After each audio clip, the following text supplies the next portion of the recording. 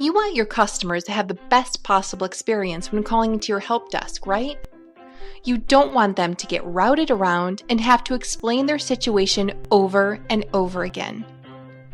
Understanding a customer's concern on first contact not only decreases the frequency of incorrect routing, it also builds confidence that your support organization has a get it right the first time attitude.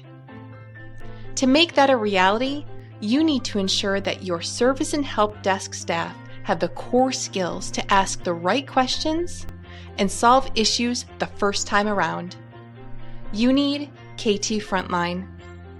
This interactive and introductory one-day workshop uses minimum troubleshooting theory and provides maximum application in our world-class simulation to help build confidence.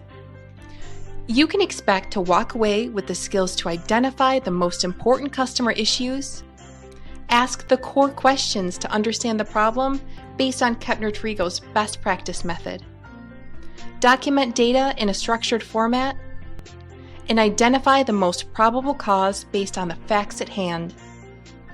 All of which will help you increase your first-time fix rate, create a streamlined escalation process through structured documentation, and overall, give your customers something to smile about. KT Frontline.